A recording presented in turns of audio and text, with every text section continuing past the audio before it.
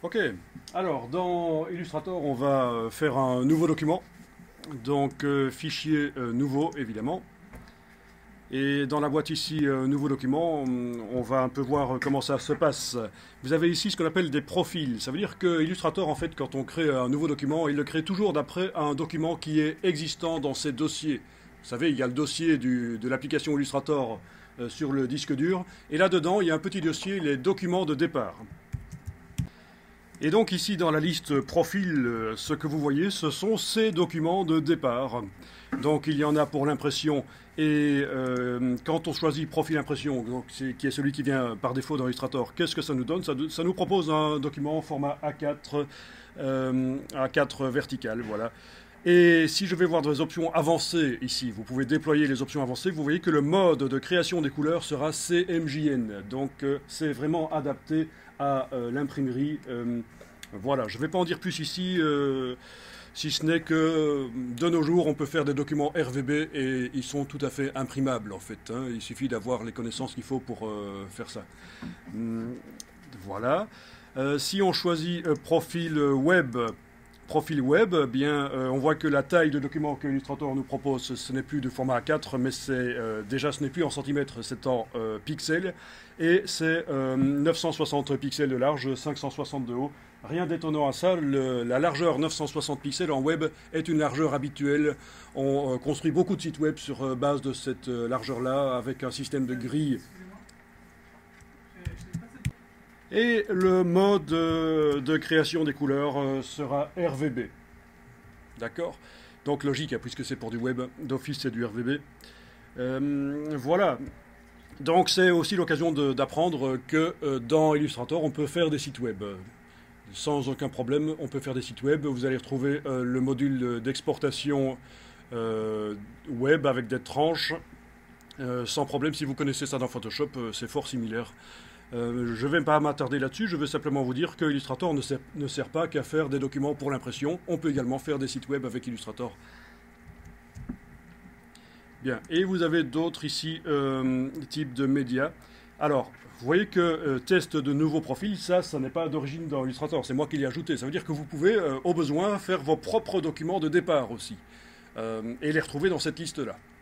D'accord? Donc, si par exemple vous travaillez souvent sur un format A3 horizontal et que vous avez besoin de certaines options ici au niveau du fond perdu, etc. Vous pouvez préparer tout ça et le retrouver dans la liste. Donc vous n'êtes pas limité à ce que Illustrator vous propose au départ. Vous pouvez ajouter vos propres profils de documents de départ en fait. Voilà, mais ça je ne vais pas l'expliquer ici parce que c'est un peu plus complexe et il vaut mieux être avancé un peu dans Illustrator. Commencer par ça, ce serait un peu difficile. Donc ici je vais choisir profil impression. Voilà, profil impression. Nombre de plans de travail, un seul, ce sera bien. Voilà.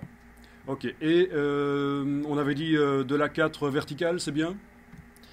On clique sur OK. Et vous avez donc le plan de travail A4 vertical qui arrive là. Alors il faut savoir que une fois que vous avez créé le document, vous n'êtes pas figé là-dedans non plus, vous pouvez encore changer les choses. Alors comment est-ce que ça se fait pour modifier la dimension du document après avoir créé dans Illustrator? Dans la palette des outils, alors je vous conseille la palette des outils plutôt que de l'avoir en une seule colonne comme ceci, de la mettre en deux colonnes. Ce sera plus facile pour retrouver les outils, en fait, en ayant en deux colonnes. Voilà, donc vous cliquez à cet endroit-ci, c'est un peu différent sur Windows, mais vous arriverez à mettre la palette des outils finalement en deux colonnes. Plus facile pour retrouver les outils, parce qu'ils sont plus tassés les uns sur les autres, évidemment, ce n'est pas une colonne, et aussi les échantillons couleurs sont plus grands, donc ce sera plus facile pour faire la formation ici. Voilà, alors pour modifier la dimension du document après l'avoir créé, vous avez cet outil-ci, l'outil plan de travail. Vous vous souvenez, quand je suis allé dans Fichier nouveau, on me demandait nombre de plans de travail. Donc en fait, la zone sur laquelle on travaille ici, c'est ce qu'on appelle un plan de travail. Pourquoi est-ce qu'on voudrait en avoir plusieurs? Quand on fait des sites web, un plan de travail par page web. Mais dans ce cas-ci, on va commencer avec un seul plan de travail. Et donc l'outil plan de travail ici, vous pouvez l'activer. Et dès que vous l'activez, vous voyez des poignées qui apparaissent autour du plan de travail pour pouvoir modifier manuellement la dimension, mais on ne va pas le faire manuellement. Vous allez simplement vérifier ici au-dessus. Est-ce que vous voyez qu'il est indiqué paramètres prédéfinis A4? Oui. Et par exemple, on va faire passer en mode paysage. Donc on décide finalement en cours de route que notre document sera en A4 paysage. Voilà. Et dès que vous avez fait ça, vous pouvez quitter l'outil travail, par exemple en réactivant la flèche noire dans la palette des outils. Voilà, voilà. Donc les poignées disparaissent autour du plan de travail, pas de problème. Ok, le plan de travail, c'est vraiment juste une référence en fait. C'est-à-dire, pourquoi est-ce que je vous dis ça? C'est pour vous faire comprendre que vous pouvez très bien dans Illustrator dessiner des choses dans le plan de travail et que ça déborde, ça ne va pas moins bien fonctionner. Vous pouvez, pendant que vous créez les choses dans Illustrator, faire déborder les choses en dehors du plan de travail. Ça n'aura de l'influence que quand on va exporter vers InDesign. Les choses qui débordent du plan de travail n'apparaîtront pas dans InDesign, ça ce sera ennuyeux. Mais dans Illustrator, ça va vous poser aucun problème de travailler en dehors du plan de travail. D'ailleurs, le plan de travail, on peut le faire disparaître complètement et ne pas s'en occuper dans un premier temps. Et on le fera réapparaître quand on va exporter vers InDesign, pour être sûr que ce qu'on a créé apparaisse dans InDesign. Pour faire disparaître les plans de travail, vous avez le menu affichage, masquer les plans de travail. Vous pouvez tester ça, menu affichage, masquer les plans de travail. Voilà. À partir de là, il n'y a plus de notion de plan de travail. La totalité de la fenêtre du document est blanche et vous travaillez comme vous voulez dedans. Et puis ce sera quand ce sera fini, quand votre illustration sera finie, que vous allez vous occuper de la mettre dans un cadre, un plan de travail. Bon, bah écoutez, je vous propose de continuer comme ça, pourquoi pas. Quoique, non. Ça va poser un problème parce que je sens que certains vont zoomer. Et au niveau des outils, ça va nécessiter des réglages différents. Si vous zoomez très fort, par exemple, si je vous dis de prendre un pinceau de 5 points de largeur, chez vous, ça va être immense. Donc oui, en effet, il vaut mieux, dans un premier temps, utiliser le plan de travail malgré tout comme référence pour savoir à quel niveau de zoom on se trouve. Allez, ok, donc on va dans le menu affichage et on va demander afficher les plans de travail. Menu affichage, afficher les plans de travail. C'est pas plus mal d'avoir le format A4 comme référence. Vous voyez, j'ai peur que vous zoomiez en avant, en arrière, et à partir de là, quand vous allez faire l'exercice, à un certain moment, ça va nécessiter des réglages outils différents de ce que les autres auront. Donc, vous voyez, s'il n'y avait pas le plan de travail, si je commence à prendre la loupe et cliquer, vous risquez d'être en zoom fort en avant sans vous en rendre compte. Tandis qu'ici, ça se voit. Le plan de travail occupe toute la page, donc toute la fenêtre du document. Donc on sait qu'on est en zoom avant. Avec la loupe, si j'enfonce la touche Alt, c'est la loupe négative. Vous connaissez ça, vous connaissez déjà Photoshop, je suppose, et InDesign. Donc c'est le même principe. Hein. Avec la touche Alt enfoncée au clavier et la loupe, ça sert à zoomer en arrière. Et là, clairement, on voit que je suis en zoom arrière. Dans ce cas-ci, 33%. Voilà, donc ça pourra nous aider d'avoir le plan de travail finalement. Mais si j'étais seul chez moi, il est probable que je ne travaillerais pas avec le plan de travail qui va m'ennuyer. Je voudrais être plus libre, pouvoir positionner les objets comme je veux vraiment. C'est parce qu'on est en formation avec plusieurs personnes et que les problèmes risquent de survenir. C'est plus clair? Voilà. Alors, on va prendre l'outil de création de rectangle. Voilà, vous activez l'outil de création de rectangle et vous allez tracer sur la page un petit rectangle comme ceci. Voilà. Alors, les lignes vertes qu'on voit apparaître là, c'est ce qu'on appelle les repères commentés. Vous avez ça dans InDesign aussi, c'est très intéressant pour positionner les éléments bien alignés les uns par rapport aux autres. Mais on ne va pas s'en occuper dans un premier temps. Mais ne vous inquiétez pas pour ces lignes vertes qui apparaissent. Vous les voyez aussi? Oui?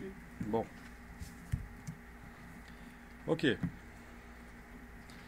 Alors, voyons un peu ça. Nous allons voir si on peut transformer ça. Je voudrais faire en fait un immeuble avec plusieurs fenêtres et je vais donc avoir besoin de plusieurs rectangles qui vont se dupliquer en horizontal et d'autres en vertical. Je vais commencer par la duplication horizontale.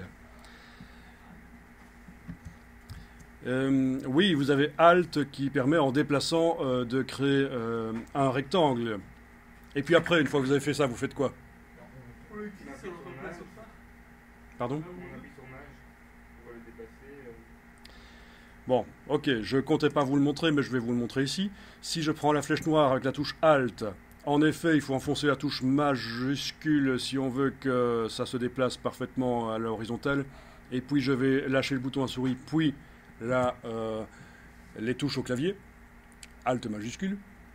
Et puis si je veux recommencer la même chose, je vais aller dans le menu Objet, Transformation, répéter la transformation, ou CTRL-D sur le PC, Command-D sur le Mac. Vous avez vu dans le menu, hein, Objet, Transformation, répéter la transformation. Donc ça va me refaire la même chose plusieurs fois, voilà. Comment ça?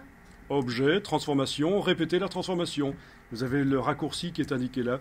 Monsieur, comment je peux pas l'utiliser? Bon, ça c'est une manière de faire. Je comptais pas vous l'expliquer tout de suite, mais puisque vous la connaissiez, la touche Alt, c'est vrai que ça fonctionne dans tous les logiciels Adobe, Photoshop, InDesign, Illustrator, etc. Alt est quand enfoncé pendant qu'on déplace un objet, ça fait une copie en fait. Donc ça vous le saviez. Et si je veux continuer à faire un immeuble, une espèce de building, je dois avec la flèche noire englober, je dois englober les fenêtres ici, et avec la touche Alt et majuscule, les déplacer vers le bas, et puis CTRL-D sur le PC, Command-D sur le Mac, et voilà, j'ai des fenêtres. Ok, donc ça c'est une solution.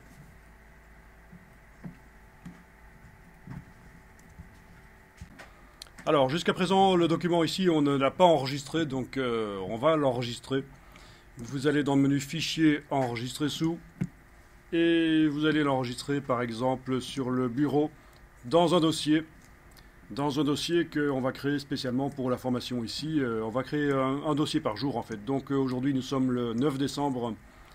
Donc, vous êtes sur le bureau, vous créez un nouveau dossier via la boîte d'enregistrement. Vous avez l'icône qu'il faut dans Windows pour créer un nouveau dossier, quand vous êtes dans la boîte enregistrée sous.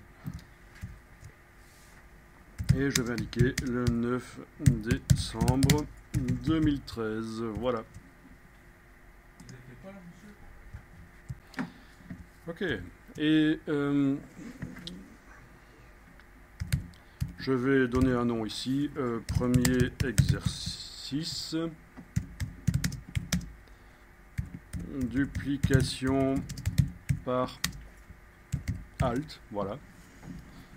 On a dupliqué avec la touche Alt.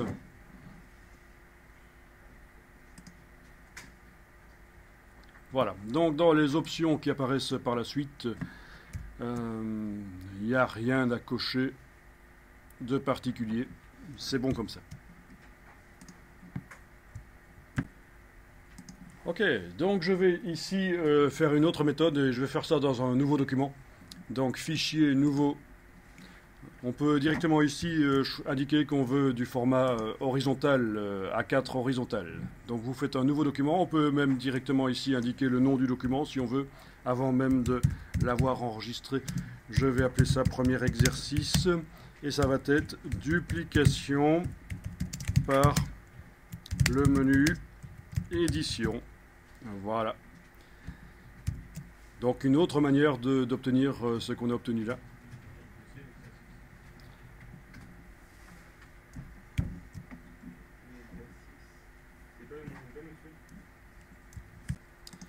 Voilà, j'ai cliqué sur OK. Donc le document sur lequel je travaille maintenant, c'est duplication par le menu édition. J'avais avec l'outil rectangle ici recréé une petite fenêtre. Voilà. Et dans le menu édition, oui, je me suis gouré, c'est le menu objet, excusez-moi. C'est ça que j'aurais dû noter. Par le menu objet en fait. Objet, transformation. Eh ben, ce que je vais aller faire, c'est que je vais aller modifier le nom de ce document puisque je me suis trompé dans le menu. Ou je vais en refaire à nouveau. Petite distraction de ma part. Donc, nouveau document format A4 horizontal que je vais appeler premier exercice, duplication par le menu objet.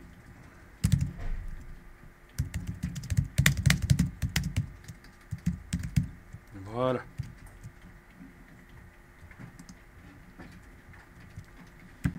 Donc avec l'outil rectangle, je recrée une petite fenêtre ici. Et puis je vais dans le menu Objet. Alors, Objet, Transformation, vous voyez que en dessous de ce qu'on a utilisé tout à l'heure, répéter la transformation, on a les différentes transformations accessibles ici. Le déplacement, la rotation, la mise à échelle, etc.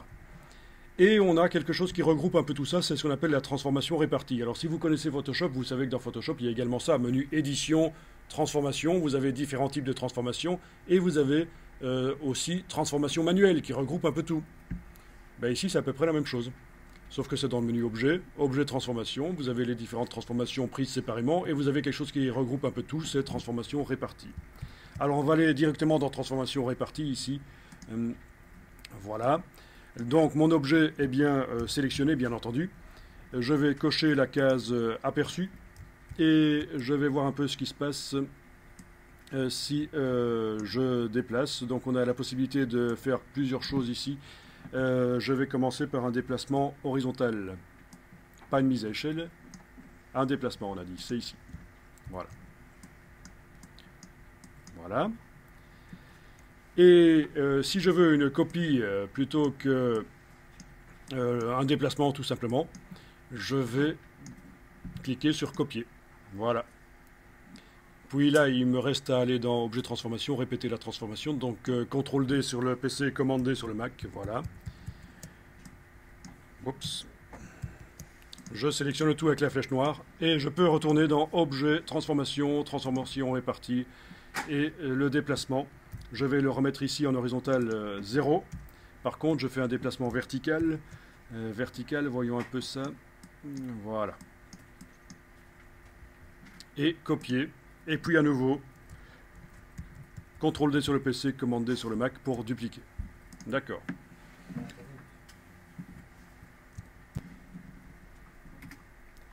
Bon, donc on arrive au même résultat à peu près que tout à l'heure. Alors il faut savoir que les deux méthodes qu'on vient d'utiliser, ce sont pas les meilleures. Il y a beaucoup mieux que ça. Est-ce que vous connaissez la méthode qui serait beaucoup meilleure que ce qu'on vient de faire là ? Vous connaissez? Non? Vous n'avez pas une petite idée?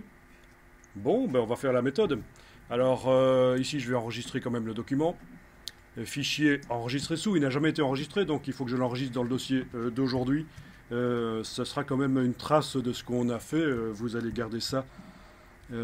Et je vous refilerai aussi avec l'enregistrement vidéo, vous aurez tous les documents que je crée, donc vous aurez les deux. Bon, donc maintenant on va voir la meilleure méthode. Ce qu'on a vu juste avant, ça fonctionne, mais ce n'est pas assez souple, ça ne me donne pas assez la possibilité de modifier les choses une fois que c'est fait. Donc je vais faire ça dans un nouveau document, ce sera plus simple. Fichier nouveau, toujours document format A4 horizontal, et je vais lui donner déjà le nom ici. Premier exercice, et on va appeler ça duplication par le menu Effet. Duplication par le menu Effet. Voilà. Donc en fait les choses qu'on vient de faire juste avant, ce sont des choses qui existent depuis des dizaines d'années dans Illustrator. Depuis les premières versions d'Illustrator, ça existe. C'est bien de savoir que ça existe, mais c'est bien de connaître la méthode qu'on va voir maintenant qui est meilleure. Donc voilà mon nouveau document qui s'appelle Premier exercice, duplication par le menu Effet. Alors ça commence comme tout à l'heure, je prends un rectangle et je vais le tracer, un petit rectangle sur la page. Et il est sélectionné et je vais aller lui appliquer un effet spécial de transformation. Menu Effet, Distorsion et Transformation. Transformation. Ça vous dit rien ça? Jamais vu? Si on a fait distorsion et transformation. Et après, vous mettez transformation. Et alors, la boîte que vous voyez apparaître là ressemble assez fort à ce qu'on a vu dans le menu Objet, Transformation répartie. Il y a quand même quelques petites choses en plus. Alors, d'abord, je vais cocher la case aperçue. Dans la boîte qu'on a vue précédemment, il y avait une case, un bouton copier à cocher. Ici, il n'y a plus de bouton copier. Par contre, on a le choix d'indiquer le nombre de copies qu'on souhaite avoir. D'abord, je vais faire un déplacement. comme tout à l'heure, je vais déplacer l'objet en horizontal. Voilà. Alors, qu'est-ce qu'on constate ici sur le plan de travail? L'objet s'est bien déplacé, mais les vecteurs de l'objet, la construction de l'objet reste en place. Donc c'est une image de l'objet qui se déplace en fait. Alors si vous voulez une ou plusieurs copies, il faut ici modifier. Par exemple, je vais indiquer que je veux cette copie. Touche tabulation pour valider ce que je mets dans le cartouche. C'est la même chose dans tous les logiciels Adobe. Quand vous modifiez un cartouche comme ceci, vous enfoncez la touche tabulation pour valider. Et voilà. Alors vous allez dire, oui monsieur, c'est une cartouche qu'on dit, c'est pas un cartouche. Ben oui, un cartouche, ça existe. Quand on parle d'une zone comme ça dans laquelle on insère des choses, on appelle ça un cartouche. Voilà, donc touche tabulation pour valider ce que j'ai mis là, et je vois directement ce que ça donne ici. Voilà, voilà. Bien, je vais cliquer sur OK. Alors, contrairement à tout à l'heure, ce sont des images de l'objet qu'on voit là. Ce ne sont pas des duplications des vecteurs originaux. Les vecteurs originaux, ils ne se trouvent qu'à un seul endroit.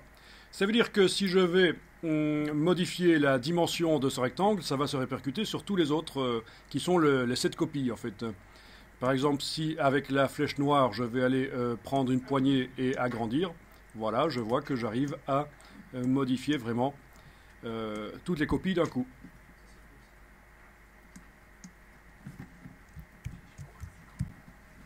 Et si je veux modifier l'espacement entre mes fenêtres ici, alors pour ça, surtout ne retournez jamais dans le menu Effet, Distorsion et Transformation, Transformation. D'ailleurs, c'est une erreur à moins que vous sachiez vraiment ce que vous faites, mais c'est une erreur habituellement de faire ça. Pour aller remodifier la transformation déjà appliquée, on ne va pas à nouveau dans le menu Effet. Et Illustrator vous prévient, attention, ça va appliquer une autre instance de l'effet. Et vous dit même, pour modifier l'effet qui est déjà appliqué, vous devez aller cliquer 2 fois sur son nom dans la palette aspect. Donc je vais ici cliquer sur annuler. C'était une erreur, je vous montre l'erreur habituelle. Je veux remodifier la transformation que j'ai appliquée sur un objet. Je fais comme si j'étais dans Photoshop, je retourne dans le menu Effet, Distorsion et Transformation, Transformation. C'est une erreur, Illustrator me met un message pour m'expliquer pourquoi c'est une erreur. Donc, si je veux modifier la transformation déjà appliquée, je vais dans la palette aspect. Parce que ça a été appliqué sur l'objet ici. Quand l'objet ici est sélectionné, dans sa palette aspect, je vais retrouver la fonction de transformation. Alors, menu fenêtre aspect. Voilà, menu fenêtre aspect. Qu'est-ce que je vois là-dedans? Vous devez avoir ceci qui arrive éventuellement, comme ceci. Bien. Donc, menu fenêtre aspect, j'ai le fond, qui n'a rien du tout de spécial. Par contre, le contour, sur le contour, on voit qu'on a appliqué un effet de transformation. Et donc, je vais double-cliquer sur ce mot ici, transformation, et la boîte s'ouvre à nouveau. Et là, je peux modifier le curseur avec la case aperçu cochée, le curseur horizontal pour déterminer l'espacement entre mes répétitions de la fenêtre.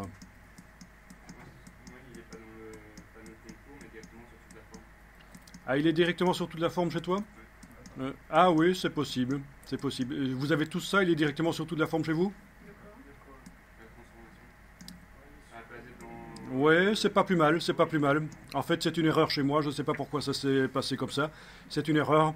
Vous l'avez directement sur toute la forme. Donc, vous, transformation est juste à côté ici? Oh, bien. Ok. Oui, c'est une erreur chez moi et je ne la vois pas, en fait. Alors, analysons un peu la situation. J'ai un objet avec un contour noir et un fond blanc. On le voit. Hein. Et actuellement, c'est uniquement le contour qui s'est transformé. Le fond ne s'est pas transformé. On ne le voit pas parce que le plan de travail est blanc. Blanc sur blanc, ça donne blanc. Mais je vais demander d'afficher la transparence. Je vais demander que le plan de travail derrière soit transparent. Menu affichage. Menu affichage. Afficher le damier de transparence. Voilà. Et là, on remarque mon erreur en fait. Enfin, c'est quelque chose qui peut être corrigé après. Alors, je ne sais pas pourquoi, pour quelle raison. La transformation s'est mise sur le contour ici spécifiquement. À mon avis, c'est parce que j'avais été faire à la pause quelques petites opérations. Donc, ce que je vais faire ici, vous ne devez pas le faire, vous, puisque vous n'avez pas le problème. Par contre, ça peut être intéressant de voir. Je vais ici, donc avec l'objet sélectionné, ouvrir contour et déplacer la transformation que j'ai mise sur le contour. Je vais la déplacer sur tout l'objet. Donc, je la sors du contour, voilà. Et ça, c'est ce que vous avez chez vous, en fait. Voilà. La transformation s'applique à la fois sur le fond et le contour parce qu'elle est en dehors du contour et du fond. Voilà, et donc mon contour se duplique, mais également le fond blanc. Voilà. Bien, je peux masquer le damier de transparence. C'était juste le temps de voir ça, en fait. Menu affichage, masquer le damier de transparence. Donc, vous avez compris que quand on double-clique sur l'outil, sur transformation dans la palette aspect, en ayant cet objet-ci sélectionné, on fait réapparaître la transformation. Bien. Case aperçu cochée, et je peux aller modifier ça. Donc ça, c'est pratique. Ok. Alors, si je veux que les fenêtres, avoir plusieurs rangées de fenêtres, comme ce qu'on a obtenu précédemment, on pourrait se dire, tiens, ben, il suffit d'aller modifier le curseur vertical ici, et ça va le faire. Sauf que non, ça ne le fait pas. Ça ne me duplique pas la rangée. Ça me décale mes 7 copies. Il y a un déplacement horizontal et vertical, simplement. Donc, ce n'est pas la bonne méthode. Donc, je remets 0 ici pour avoir une bonne rangée de fenêtres. 0, touche tabulation. Et voilà.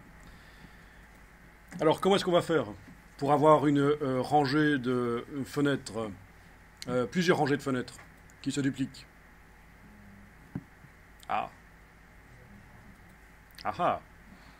Alors on va voir ce qui va se passer si j'ajoute sur l'objet ici une seconde transformation, mais ça risque d'être un peu difficile à gérer en fait. On peut mettre plusieurs effets de transformation sur le même objet, mais ils vont tous s'appeler transformation, vous allez avoir du mal à gérer ça. Donc ce que je vais faire ici, c'est mettre l'objet dans un groupe en fait. Mettre l'objet dans un groupe. Et sur le groupe, je vais appliquer le deuxième effet de transformation pour dupliquer les rangées. Alors voyons un peu dans la palette des calques. Vous faites apparaître la palette des calques, menu fenêtre calque. Menu fenêtre calque, on va ouvrir la vignette ici pour voir ce qu'il y a dedans. Donc il y a un tracé. C'est celui-là. La petite cible ici est grise pour indiquer que ce tracé a subi un aspect en fait. Hein. Ça vous connaissez, je suppose. Vous savez que quand la vignette est grise, ça indique... Pardon ? Non, le fait que la cible est double indique qu'on travaille sur cet objet-là. Mais le fait qu'elle soit grisée au centre indique qu'il y a un aspect sur cet objet en fait. Donc on a double information ici. Bien, je vais peut-être aller un peu agrandir les vignettes, ce sera plus clair. Menu de la palette des calques, c'est comme dans Photoshop en fait, un menu de la palette des calques et options de panneaux. Voilà, et vous avez le choix ici de la dimension des vignettes. Je vais éventuellement choisir autre et indiquer que je veux des vignettes de 60 pixels. Ça va me faire à peu près des vignettes comme dans Photoshop en fait, à peu près la même taille. Vous voyez ? Donc menu de la palette des calques, options de panneaux. Autre, et vous pouvez indiquer 60 pixels pour les vignettes que vous voulez avoir.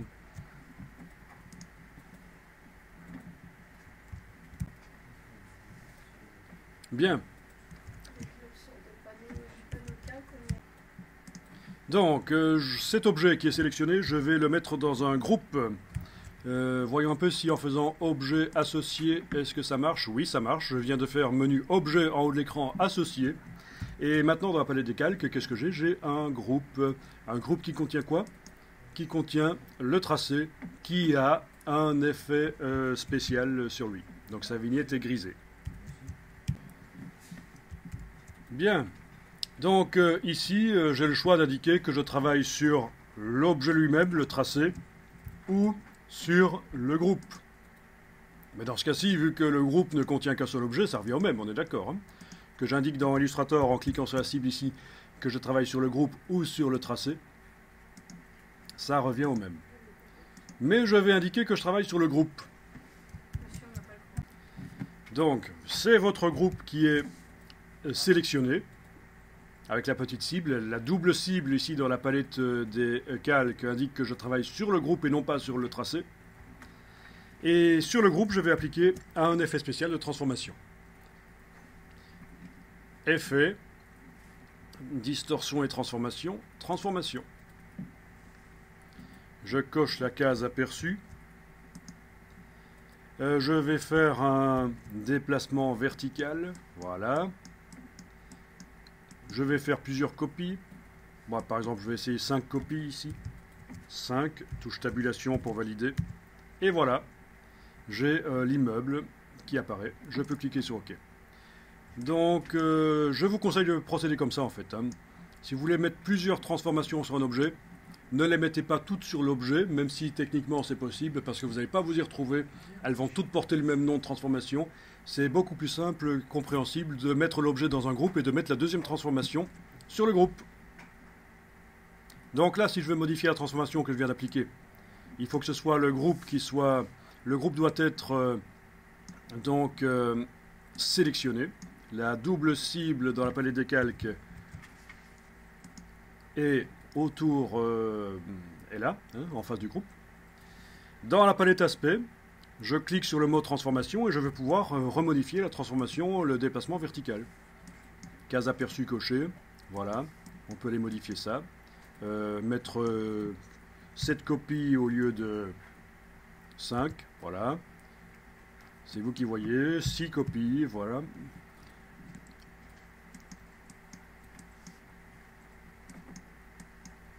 Voilà. Ok. Si je veux remodifier l'espacement horizontal entre les fenêtres, ben je dois cliquer sur la cible qui concerne le tracé, puisque c'est là que la transformation horizontale se trouve. Puis dans la palette aspect, je clique sur le mot transformation. Et je vais gérer, avec la case aperçue cochée, je vais gérer comme ça l'espacement entre les fenêtres.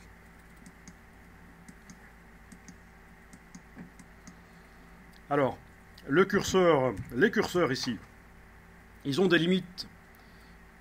Parfois, vous allez vouloir faire une transformation et vous allez jusqu'au bout du curseur. Sachez que si c'est pas assez, vous pouvez indiquer des chiffres ici et ça fonctionne pour aller bien au-delà de ce que le curseur permet. Bon, dans ce cas-ci, ça ne pose pas de problème, mais dans certains cas, vous allez devoir manuellement encoder des choses ici. Alors, je vais enregistrer le document dans le dossier d'aujourd'hui. Donc, c'est le 3e document. Et en fait, ça, c'est la meilleure méthode. Donc, puisque c'est souple, c'est la seule méthode qui vous permet par la suite de remodifier les espacements, la transformation en fait. Voilà. Et en plus, premier avantage, on peut modifier la transformation par la suite. Mais en plus, si vous transformez l'objet original, ça se répercute sur toute la transformation. Si ici, avec la flèche noire, je vais remodifier les proportions ici de l'objet. Voilà. Pas de problème. Ça se répercute sur tout le reste. Bien entendu, si j'agrandis trop, ça commence à se superposer, c'est logique.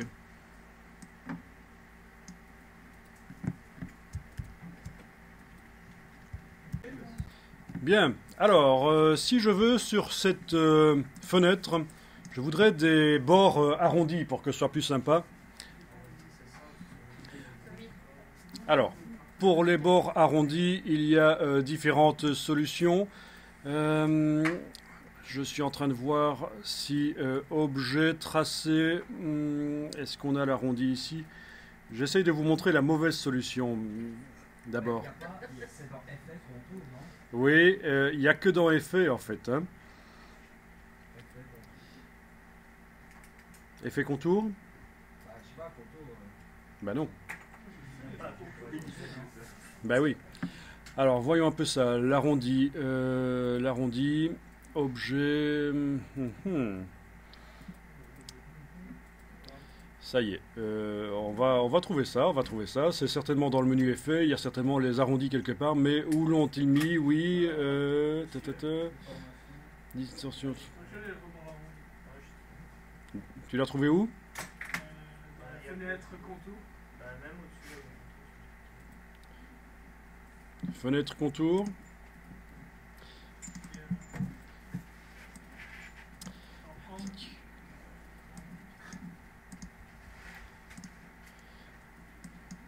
Oui, donc là il y a une sorte d'arrondi dans les contours en effet. Tu pensais à ceci en fait, l'angle. Dans effet spécial, non? Oui, c'est dans effet spécial, oui. Mais quand vous dites fenêtre contour, c'est à ça que vous pensiez, c'est à l'arrondi ici sur les angles. Ouais, c'est ça qui est fait. Oui, mais ça c'est un petit arrondi en fait ça. Voilà. C'est dans effet spécial en effet. Effet spécial arrondi, voilà. Bah, c'est logique, hein, l'arrondi c'est dans effet spécial. Hein. Bon, alors, En fait, là-dedans, on met tout ce qu'on sort. voilà, c'est un fourre-tout. Alors voilà, mais sur quoi je mets l'arrondi là? Est-ce que vous avez bien dans votre palette des tracés le tracé original sélectionné? Vous travaillez pas sur le groupe là, hein?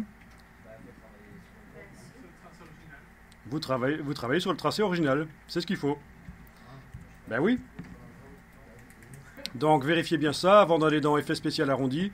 Il faut sélectionner le tracé original. C'est bien donc la double cible dans la palette des calques, elle est bien sur le tracé.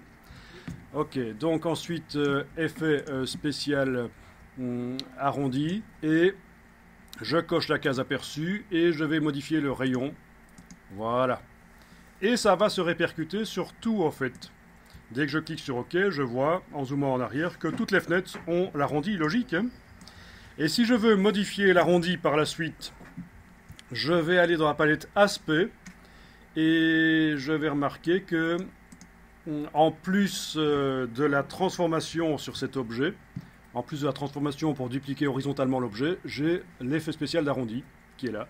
Je clique sur le mot arrondi et je peux aller modifier la valeur d'arrondi. Case aperçue cochée, ce sera mieux. Voilà.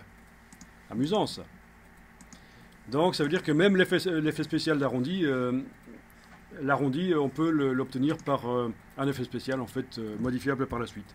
Alors, ce que je cherchais, c'est qu'il y a également la possibilité de faire un arrondi autrement, mais c'est moins bien. Ah oui, oui, oui, évidemment. Je vais vous montrer ça dans un autre document. Hein. Vous ne faites rien. Voilà. Bon, on est tellement habitué avec les nouvelles méthodes que les anciennes, quand il faut les remontrer. Regardez dans la palette des outils. Voilà, c'est ça, l'outil rectangle arrondi. Outil rectangle arrondi, vous n'allez jamais l'utiliser, puisque c'est mieux que ce qu'on vient de faire, c'est mieux. D'accord? L'outil rectangle arrondi, je vous montre comment ça marche. Ah ben vous allez pouvoir tester aussi, c'est vrai, ça peut... sinon c'est un peu frustrant. Hein. D'abord, est-ce que vous avez réussi à faire ceci, mettre l'arrondi, l'effet spécial d'arrondi sur votre objet original? Bien. Quand vous avez fait ça, vous allez créer un nouveau document qu'on va appeler rectangle à coin arrondi. Voilà. Nouveau document rectangle à coin arrondi. Voilà. Donc, vous pouvez tester l'outil de création de rectangle à coin arrondi. Vous tracez. Voilà. Ça marche. Et alors, qu'est-ce qu'on remarque ici? C'est que les vecteurs ont directement cette forme-là, en fait. Hein, cette forme d'arrondi. Ça veut dire que si je veux modifier l'arrondi par la suite, c'est foutu. Je dois le faire manuellement avec la flèche blanche, aller modifier les choses. Ça va être foireux. Ce n'est pas un effet spécial. Dans la palette aspect de cet objet, il n'y a pas l'effet spécial arrondi. La palette aspect est ici, évidemment. Il n'y a pas l'effet spécial arrondi, donc ce n'est pas un effet modifiable par la suite. Alors, vous allez dire, mais pourquoi est-ce que Illustrator propose de faire des rectangles à coin arrondi si il suffit de faire un rectangle à coin carré et lui appliquer l'effet arrondi et que c'est mieux? Mais il faut savoir que dans Illustrator, des vieilles choses qui datent d'il y a très longtemps restent. C'est pas parce qu'ils ajoutent une nouvelle fonctionnalité qu'ils suppriment la précédente, parce que sinon il y a des gens qui sont perdus. Hein, il y a des gens qui actuellement utilisent encore Illustrator en 2013 comme ils l'utilisaient il y a 20 ans. Voilà. Parce qu'ils n'ont pas mis à jour leurs connaissances. Ils sont passés à côté de plein de choses. La palette aspect, ça leur dit rien du tout, ils ne connaissent pas.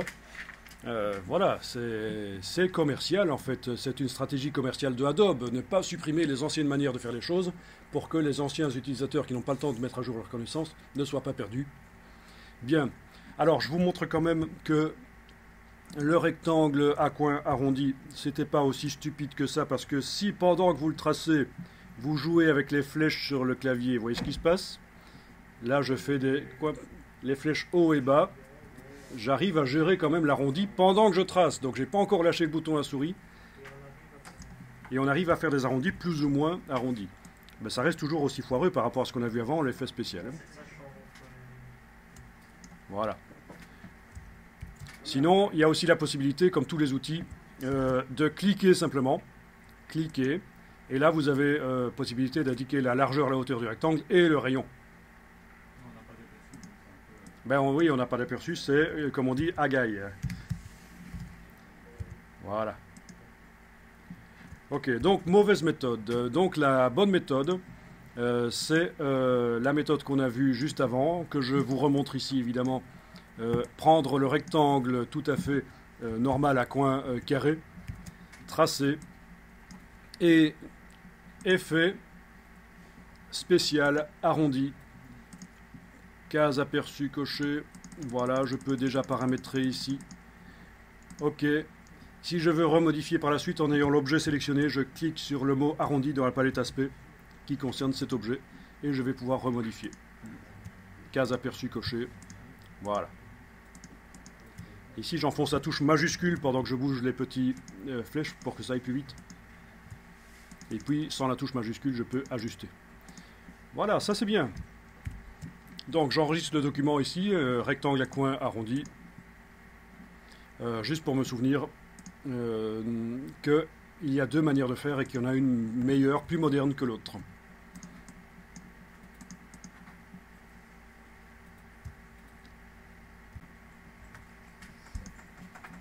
Bon, je reviens dans mon document. Duplication par le menu Effet.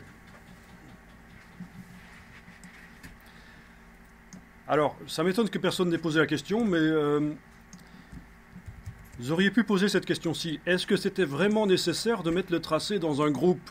Est-ce qu'on n'aurait pas pu mettre le deuxième effet de transformation sur le calque? Techniquement, ça peut marcher.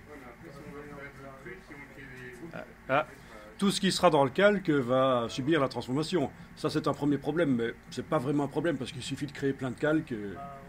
Non, le problème, c'est qu'il y a un problème technique en fait. Quand vous faites comme ça marche pas toujours.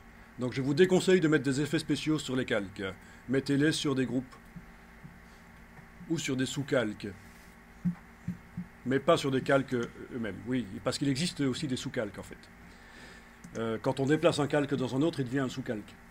Donc voilà, ne mettez jamais des effets spéciaux sur les calques eux-mêmes, si ça risque de ne pas toujours bien fonctionner, vous n'allez pas comprendre ce qui vous arrive à certains moments.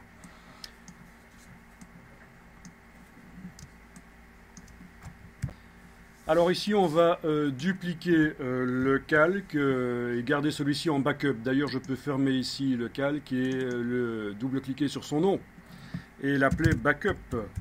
Je vais le garder en tant que sécurité dans mon document, parce que je veux aller plus loin maintenant dans la création de mon document. Donc c'est mon backup. Qu'est-ce que je voudrais faire? Je voudrais pouvoir mettre des couleurs différentes sur chacune des fenêtres. Ok? Des couleurs différentes sur chacune des fenêtres. Et pour ça, c'est pas possible, parce qu'en fait, il n'y en a qu'une de fenêtre. Les autres, là, ce sont des images de la première fenêtre. Donc, si je modifie la couleur de la première ici, vous pouvez essayer si vous voulez.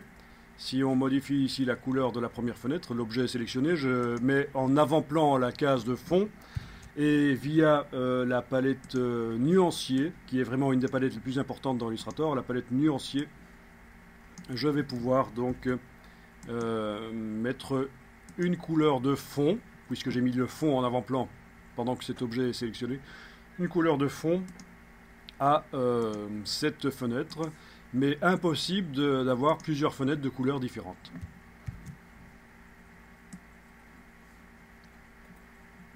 Bon, donc c'est pour ça que je vais procéder à ce qu'on appelle une décomposition. Je vais décomposer l'effet. Ça vous dit quelque chose? Décomposer l'effet? Donc c'est-à-dire qu'un effet spécial, il génère des images de l'objet original, et je peux à un certain moment dire que je veux avoir accès, je veux vectoriser en fait en quelque sorte toutes ces images, je veux avoir accès au vecteur de chacune de ces images. C'est ce qu'on va faire ici, mais je garde en backup la version avec les transformations appliquées. Donc une fois que vous avez renommé le calque backup, vous allez prendre le calque et l'amener sur le bloc de feuilles pour obtenir backup copy. Ok, backup copy, je peux le renommer fenêtre décomposée. Voilà. Fenêtre décomposée, vous renommez ça à peu près comme ça. Voilà. Et j'enlève l'œil, c'est important, j'enlève l'œil en face du backup et je peux même le verrouiller. Donc double sécurité, je ne le vois plus et il est verrouillé. Les fenêtres, on les voit toujours, mais c'est parce qu'elles sont dans le menu, dans le calque fenêtre décomposée, évidemment. Mais en dessous, elles n'y sont plus. Donc, voilà. Alors, je sélectionne la fenêtre originale dans le calque fenêtre décomposée et je vais dans le menu Objet, décomposer l'aspect. Objet, décomposer l'aspect. Et voilà. Plein de vecteurs apparaissent.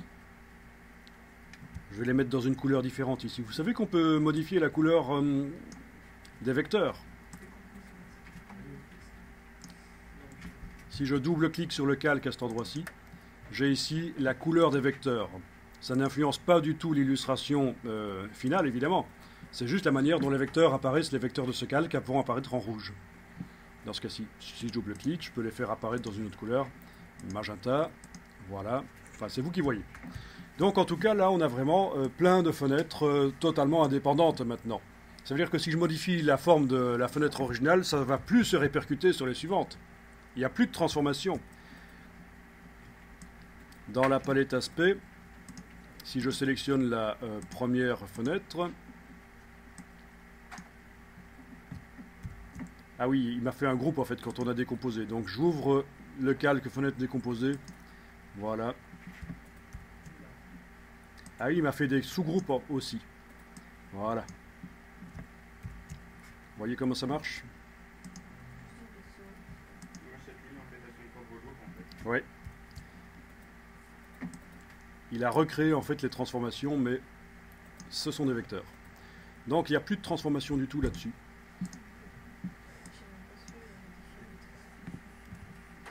Oui, donc pour arriver à ne sélectionner que la forme en haut à gauche, j'ai dû, dans mon cas, entrer ici dans le calque fenêtre décomposée, entrer dans le groupe ici, et le premier groupe, la première rangée, j'ai ouvert et j'ai cliqué sur la cible ici, c'est la première fenêtre en fait. Hein. Donc vous voyez, c'est assez compliqué, mais il y a une meilleure méthode pour arriver à avoir accès à des objets qui font partie d'un groupe. On peut dissocier. Dissocier, oui, mais c'est pas toujours génial de dissocier parce que s'il y a des groupes, ça peut être utile. Par exemple, si je voulais donner une couleur à chaque rangée, une couleur différente, ce serait sympa.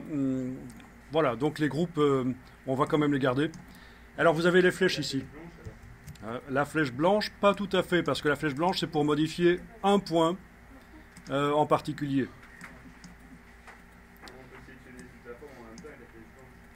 Donc on a une flèche blanche plus ici, ce qu'on appelle l'outil de sélection directe progressive.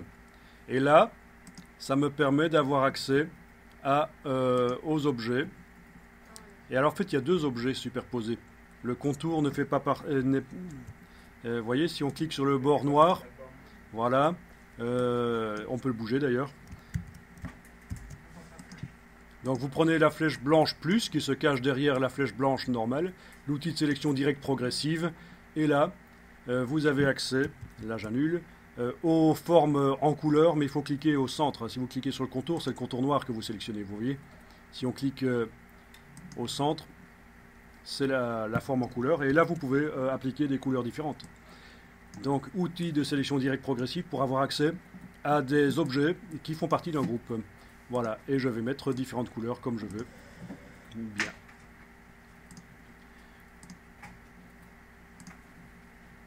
On est assez limité au niveau des couleurs, mais on va voir qu'il y en a beaucoup plus en fait. Bien. Ah oui, on peut aussi déplacer la couleur directement sur l'objet, ça peut être plus intuitif. Si vous avez une couleur dans le nuancier, vous pouvez faire un cliquer, glisser et la déplacer sur l'objet, et voilà, l'objet prend cette couleur-là.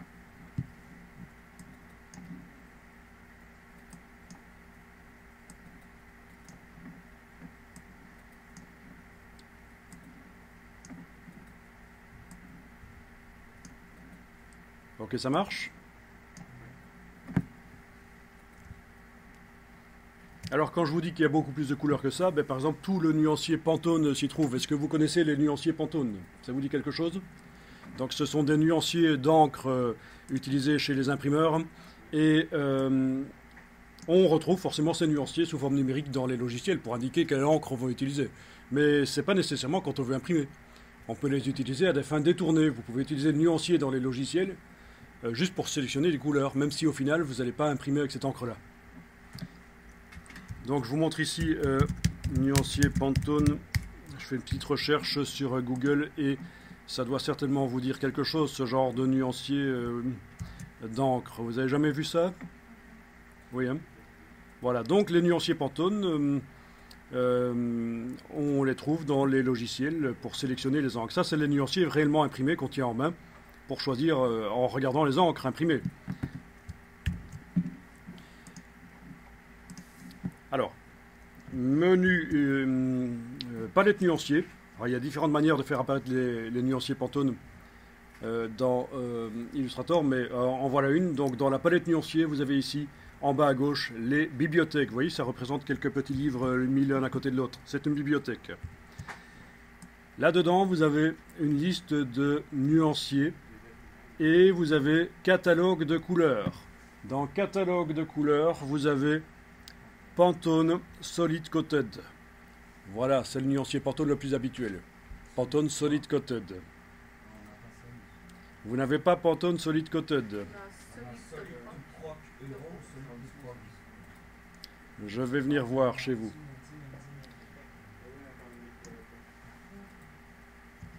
Oui, donc chez vous c'est Pantone opaque couché en fait. Vous l'avez en français en fait.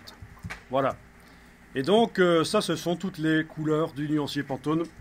Donc vous voyez que on est quand même assez bien fourni. Donc vous pouvez les déplacer également vers les formes pour les appliquer, c'est une solution.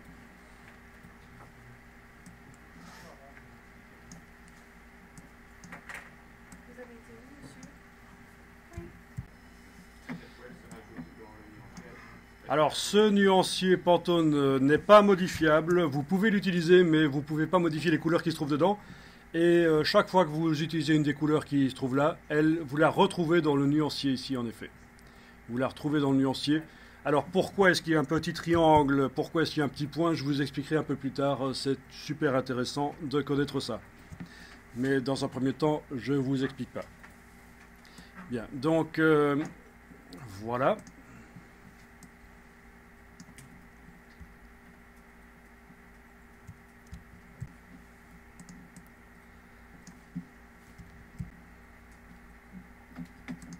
Bien.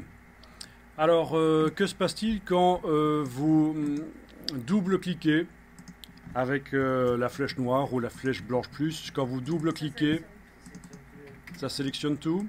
Oui. Bien. Voyons un peu ça avec la flèche noire quand vous double-cliquez. Est-ce que vous obtenez à peu près cet effet-là quand on double-clique avec la flèche noire sur un des objets? Ça, c'est quelque chose dont on doit parler assez vite parce que ça risque de vous poser des problèmes. C'est ce qu'on appelle le mode isolation. Donc, nous venons de voir juste avant la flèche blanche plus, l'outil de sélection directe progressive qui permet d'avoir accès à un objet dans un groupe. Il y a une autre méthode, c'est celle-ci. C'est ce qu'on appelle le mode isolation et ça se fait avec la flèche noire ici. Donc j'ai double-cliqué plusieurs fois sur un objet. Finalement, cet objet-là, j'arrive à travailler sur lui et tous les autres apparaissent tout pâles. Et on voit apparaître ce qu'on appelle un fil d'Ariane ici. Et je peux remonter de plusieurs niveaux, comme ceci avec la flèche, pour revenir à la situation initiale. Et aller retravailler sur un autre objet, double-clic à nouveau, c'est la rangée sur laquelle j'arrive à travailler. Dans ce cas-là, si je redouble-clique sur un objet, c'est uniquement cet objet-là, tout le reste est inaccessible. Et j'ai à nouveau le fil d'Ariane qui apparaît, d'accord? Donc si je vous parle de ça, c'est parce que quand on est débutant en Illustrator, ça arrive qu'on double-clique sur les objets et on entre en mode isolation. Et à partir de là, si on regarde dans la palette des calques, tout a disparu de la palette des calques. C'est la panique, on ne comprend pas ce qui se passe. Donc voilà, il faut remonter, sortir du mode isolation avec la petite flèche ici. Et ce que nous allons faire, c'est que nous allons désactiver le mode isolation pour que pendant la suite de la formation, ça ne vous arrive pas. C'est très bien le mode isolation, mais quand on est débutant dans Illustrator, ça pose des problèmes. Donc, menu édition préférences sur vos PC. Ici, je suis sur Mac, donc c'est Illustrator préférences. Voilà. Et dans Général, donc édition préférence générale, vous allez décocher ceci. Cliquez 2 fois pour isoler, vous décochez, comme ça vous allez pouvoir double-cliquer autant de fois que vous voulez sur les objets, vous n'entrerez jamais plus en mode isolation.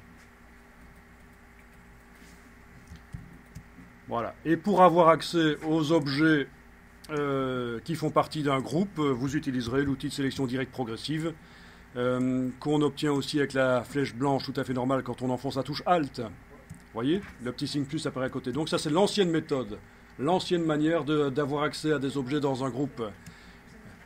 Et la nouvelle méthode, c'est le mode isolation.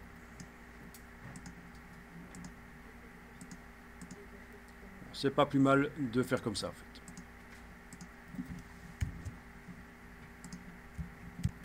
Bien, ce que je vous propose de faire pour la suite, c'est aménager une petite entrée dans notre immeuble. D'abord, on va peut-être lui faire sa forme générale à cet immeuble. J'ai intérêt à faire ça sur un calque à part. On va utiliser un maximum les calques pour séparer les éléments, pour avoir accès plus facilement aux éléments. Ce calque-ci, fenêtre décomposée, est déjà fort encombré par plein de groupes. Donc, on va faire un nouveau calque vide. Dans la palette des calques, vous cliquez sur le bloc de feuilles pour faire un calque vide. Ce calque vide, vous pouvez le placer. Ouais, non, on va le laisser là dans un premier temps. Vous le mettez au-dessus des fenêtres, c'est bon. Et vous allez tracer un rectangle qui recouvre toutes nos fenêtres, comme ceci, regardez. Un rectangle que je trace comme ceci. Voilà. Bien. Je vais même le faire, je vais pas essayer de tomber juste, je vais le faire comme ceci, voilà. Ok, c'est bon?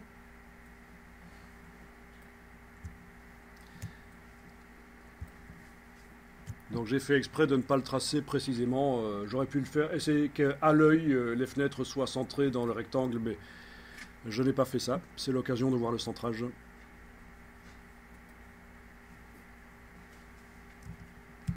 Je vais lui mettre une couleur grise. Voilà. On pourra changer ça encore après. Lui mettre un dégradé même.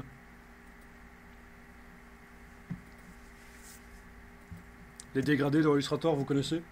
Non, sans doute pas. Hein? Oui? Un petit peu.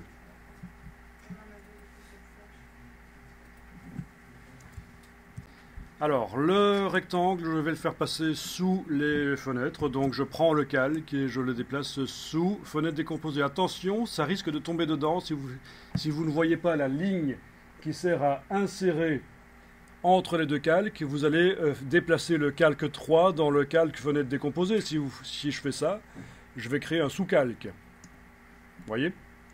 J'ai le calque fenêtre décomposée avec un sous-calque dedans. C'est le calque 3. Donc ça, j'annule.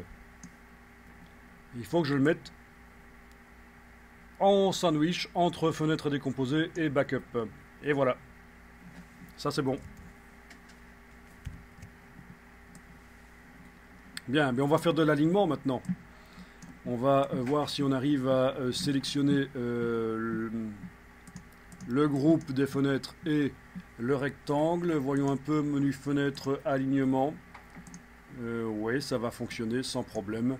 Donc je suis en train, là, avec la flèche noire, j'englobe tout, comme ceci. J'ai sélectionné deux choses. Le rectangle gris et le groupe qui contient les groupes. Ensuite, menu fenêtre alignement. Je vais faire en sorte que les fenêtres soient centrées horizontalement dans le rectangle. Donc c'est cette icône-ci en fait. Voilà. Et on est en mode... Ah oui, vous n'avez pas ça d'ailleurs, de toute façon. Vous avez ça, la palette qui apparaît comme ça. Vous n'avez pas les options, donc on ne va pas parler des options pour l'instant. On aligne comment, monsieur? Donc, je répète, si j'ai quelque chose comme ça, je sélectionne avec la flèche noire le tout, comme ceci. Donc, qu'est-ce que j'ai sélectionné? C'est principalement deux choses, deux rectangles gris et le groupe qui contient toutes les fenêtres. Et en allant dans le menu fenêtre alignement, je fais apparaître la palette alignement et je vais cliquer sur l'icône de centrage horizontal. Voilà. Donc les deux objets bougent. Les fenêtres, enfin le groupe de toutes les fenêtres et le rectangle ont bougé et se sont alignés horizontalement. C'est pas mal ça. Alors, étape suivante, je vais redimensionner le rectangle. Mais je vais faire en sorte qu'il reste centré en fait. Hein. Donc je vous montre. Je clique avec la flèche noire à côté de tout puisque tout est sélectionné et moi je veux travailler seulement sur le rectangle. Puis je reclique sur le rectangle. Si je vais redimensionner en prenant une poignée du coin, ben ok, il se redimensionne mais il n'est plus centré. J'annule. Pendant que je prends la poignée du coin, je vais enfoncer la touche Alt et là vous voyez qu'il se redimensionne par son centre. Donc il restera forcément centré par rapport aux fenêtres. La touche Alt, allez-y, sélectionnez uniquement le rectangle, enfoncez la touche Alt, lâchez le bouton à souris quand c'est bon, et puis la touche Alt, et voilà.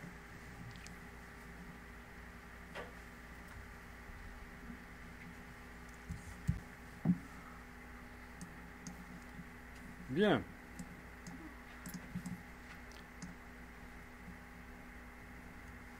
Alors, je vais aménager ici la petite porte d'entrée. Si vous n'avez pas une zone plus grande comme moi, vous allez la faire. Hein. Vous prenez la flèche noire et vous prenez la poignée du milieu et vous allez pouvoir ici aménager la zone.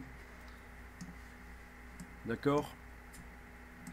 Et là, il n'y a pas de problème. Il reste centré par rapport aux fenêtres.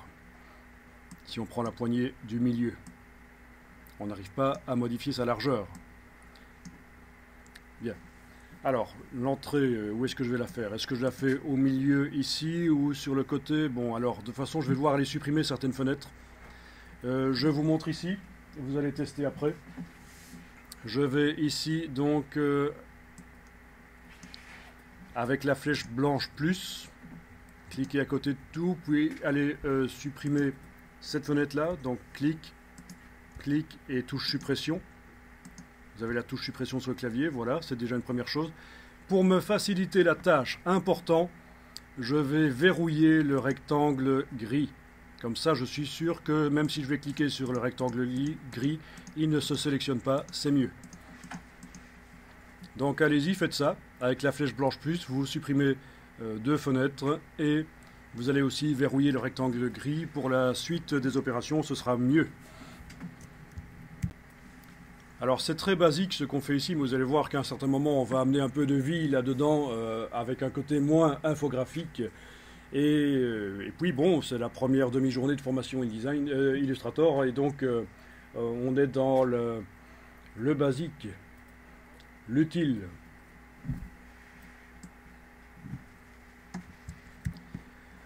Alors voilà, je vais, grâce aux repères commentés, je vais pouvoir tracer un porche d'entrée qui va être aligné par rapport aux fenêtres. Vous avez bien le repère commenté. Quand vous survolez, vous avez ces indications vertes qui apparaissent. Si vous ne les voyez pas, vous allez dans le menu affichage et vous enclenchez les repères commentés. Je vais tracer un rectangle.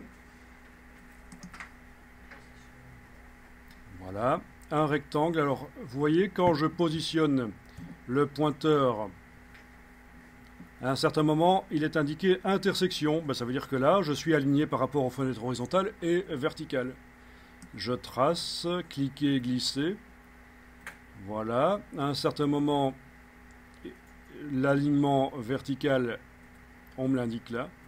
Et je vais tracer comme ceci. Voilà ce que vous allez devoir faire en fait. Je vous répète, j'annule ça, je recommence. Avec l'outil de création de rectangle, je me positionne à l'intersection dans le prolongement des fenêtres verticales et horizontales. Je fais un cliquer-glisser jusqu'en bas et je dois voir ce repère vertical qui m'indique que le bord droit de mon porche d'entrée est aligné par rapport aux fenêtres verticales. Voilà, je lâche le bouton à souris. On va commencer ça. Waouh.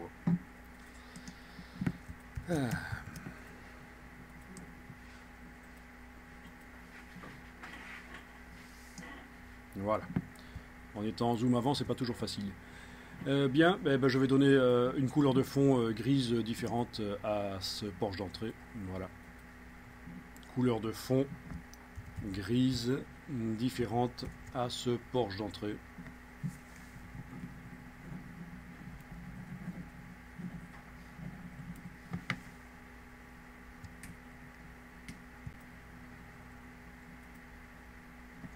Voilà, et je suis dans le calque fenêtre décomposée, c'est pas un problème. On peut faire comme ça.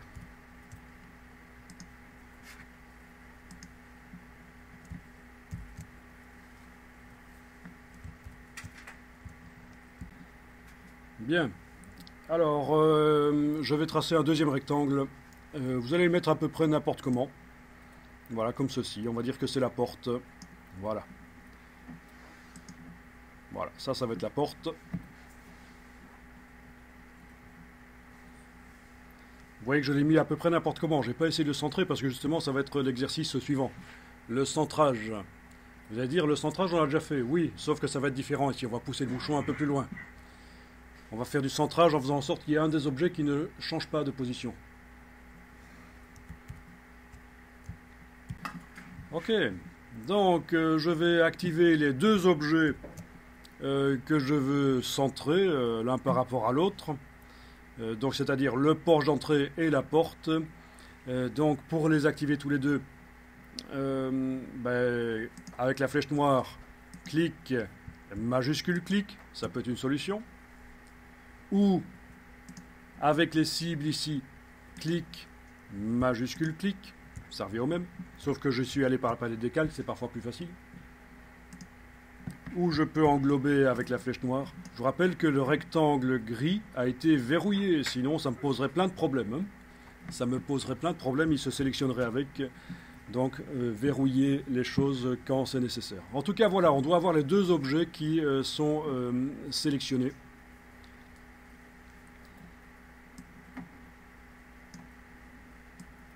Et alors, la palette alignement, je vais tester ça. Déjà, je vais faire en sorte que, oui, la porte se mette en alignement horizontal. Testons un peu ça. Quand on clique, qu'est-ce qui se passe? Vous avez vu ce qui s'est passé? La porte est au centre, mais le porche a bougé. Pas bon, ça. On annule. Édition annulée. Donc, on va déployer maintenant les options de la palette alignement. Dans la palette alignement, vous avez un menu ici et vous demandez afficher les options. Voilà. Et alors, vous avez ici aligner sur. Actuellement, on est en aligné sur une sélection. C'est-à-dire que j'ai deux objets sélectionnés et quand je clique sur une des icônes, ils s'alignent l'un par rapport à l'autre et les deux bougent en fait. Ils se rapprochent quoi. Bon, c'est pas bon puisque mon porche ne doit pas bouger lui en fait. Donc vous choisissez aligner sur un objet clé. Aligner sur un objet clé. Voilà. À partir de là, vous décidez quel est l'objet clé. Vous cliquez sur un objet ou l'autre. Ben, l'objet clé, c'est celui qui ne doit pas bouger, donc c'est le Porsche. Donc vous cliquez sur le Porsche.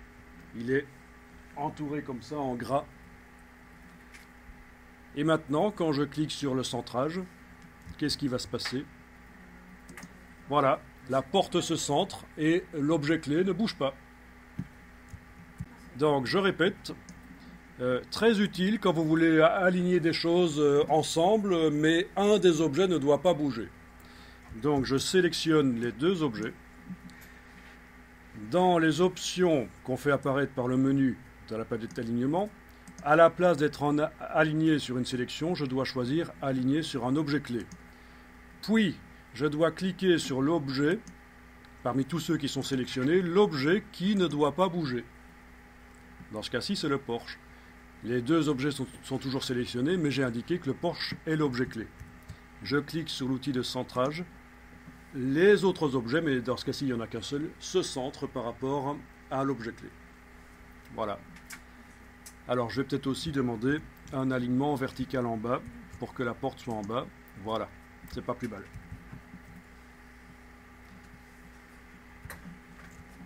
Voilà, voilà. Donc, vous avez vu l'alignement par objet clé qui est super utile dans Illustrator. Il faut savoir que ça existe.